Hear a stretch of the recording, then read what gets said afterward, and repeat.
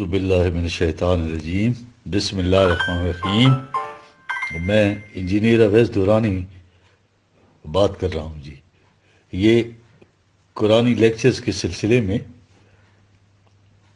آج میرا دوسرا لیکچر ہے، اور اس پہ ہم قرآن کی جو زبان ہے جس کو عربی مبین کہا گیا ہے اس کی اہمیت کی وضاحت کریں گے جی۔ قرآن نے بار بار جو ذکر کیا ہے کہ اسے عربی مبین میں نازل کیا گیا ہے، تو اس کے کیا معنی ہے؟ ورنہ ایک کتاب جو عربی زبان میں ہے، بار بار یہ کہنا کہ اسے ہم نے عربی زبان میں نازل کیا، یہ کوئی معقول بات نہیں ہے۔ یا کسی انگریزی کی کتاب میں یہ لکھا جائے کہ یہ کتاب انگریزی زبان کی کتاب ہے، اب اس کی اس قدر تاکید کیوں کی گئی ہے؟ یہ عجیب چیز ہے۔ اللہ علیم و بصیر کو تو پتہ ہے کہ کیا کچھ آگے ہوگا اس کتاب کے ساتھ، ٹھیک ہے جی۔ اسی بنا پر یہ تاکیدات جو ہیں کی گئی ہیں اور اینٹی تھیسس دیے گئے ہیں، ٹھیک ہے جی، دعوی تضادات، ٹھیک ہے۔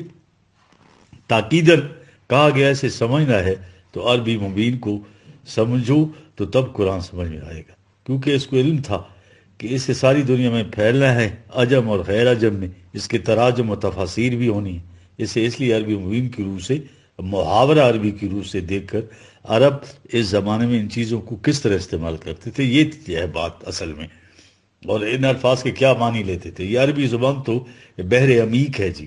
اونٹ کے لیے 5744 الفاظ ہیں جی، شمشیر کے لیے 1000، سانپ کے لیے 200، شیر کے لیے 500 وغیرہ وغیرہ جی۔ ایک تو مادے کے اندر ایک بنیادی تصور دیا جاتا تھا، پھر باقی الفاظ جیسے مجازی کہتے ہیں، وہ لغوی معنی، لٹرل معنی نہیں بلکہ مجازی ہوتے تھے کہ ان کو کن کن معنی میں استعمال کیا جاتا ہے، ٹھیک۔ یہ ہے وہ خصوصیات جس سے لسان مبین بنتی ہے۔ قرآن سمجھنے کے لیے ان کے جو مفردات یعنی الفاظ ہیں ان کو دیکھا جائے کہ اس کے بنیادی معنی کیا ہیں۔ اس زبان کی خصوصیت یہ ہے کہ اس مادے سے خواہ 1000 الفاظ بنے، ان الفاظ میں بنیادی تصور ہر جگہ موجود ہوگا، اور آگے اس کے استعمال کی مختلف اشکال ہوں گی۔ یہ استعمال کی جو اشکال ہیں جب سامنے آ جائیں گی تو پھر عربی ادب میں دیکھیں کہ ان الفاظ کو اپنے ہاں کس کس مفہوم میں استعمال کرتے تھے، پھر وہ مفاہیم جو ہیں سامنے رکھ کر قرآن کی طرف آئیے تو بات نکھر جائے گی کہ عرب ان الفاظ کو کن معنوں میں استعمال کرتے تھے۔ ہمارے ہاں سمجھنے کا جو قرآن کا طریقہ ہے وہ ذرا ملاحظہ کیجیے۔ اب اس بنیادی چیز سے انحراف کیسے ہوا؟ ایک سازش کے تحت امت کے ذہن کو قرآن کے مفہوم سے الگ کرنے کے لیے قرآن کی آیات کے معنی ان من گھڑت روایات کے تحت متعین کر دیے گئے۔ قرآن کے الفاظ کے معنی ایک ہی دفعہ متعین کر دیے گئے اور روایات میں یہ لکھ دیا گیا کہ اس کے معنی یہ ہیں۔ مثلا ایک لفظ اونٹ کے 5744 معنی ہیں، ان میں سے ایک معنی لیا، کہہ دیا کہ اس کے معنی قرآن کی اس آیت میں یہ ہیں۔ اب اس معنی سے الگ ہٹ نہیں سکتے، یہ روایات کی روح سے قرآن کے ان الفاظ کے معنی۔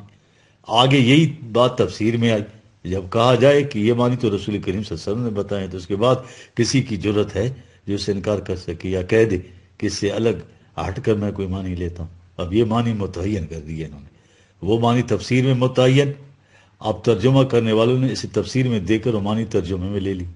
اب وہ ایک متعین معنی ہے، سارے قرآن میں اس کی روح سے آپ نے ہر جگہ آیات کے معنی اور مفاہیم کو متعین کرنا ہے، ان الفاظ کے ان متعین معنی کی روح سے جو اس طرح سے سامنے آئے ہیں۔ اب محاورہ عرب اور لسان عربی مبین تو کہ سیفارینہ ہو گئے، ہاں جی، نلیفائی کر دیا جی اس کو۔ اب کہنے کو تو یہ بات ٹھیک ہے کہ اگر یہ معنی حضور صلی اللہ علیہ وسلم کے ہیں تو ان سے زیادہ عربی مبین جاننے والا کون تھا؟ اگر عرب کی حیثیت سے دیکھیں تو پھر رسول کریم صلی اللہ علیہ وسلم کی بصیرت ہے، اتنے الفاظ میں سے آپ صلی اللہ علیہ وسلم نے وہ معنی متعین کر دی تو تراجم و تفاسیر کا معاملہ ٹھیک ہو جاتا۔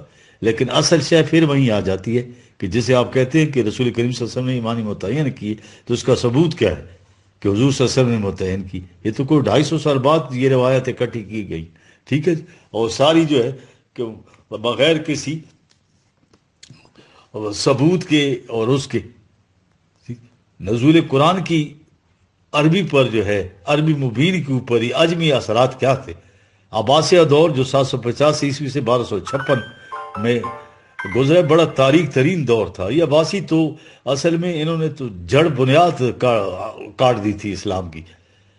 اسے عربی جو تھی اسے زبان کے اعتبار سے بھی دیکھی تو عربی نہیں رہی تھی جو عربوں کے ہاں نزول قرآن کے وقت تھی. یہ تو ساری عجمی عربی ہو گئی تھی. جی فارس کی فتح کے بعد عباسیوں کے دور میں جب یہ ساری ایرانی ہر شعبہ زندگی کے اوپر ڈومینیٹ کر گئے تھے، ادب میں بھی ثقافت میں بھی یہی چھائے ہوئے تھے. خدا نے قیامت تک قرآن کی حفاظت کا ذمہ لیا تھا. اس کے مفاہیم کے لیے اس نے یہ وسائل دینے تھے، وہ جو زمانے نزول قرآن کے عربی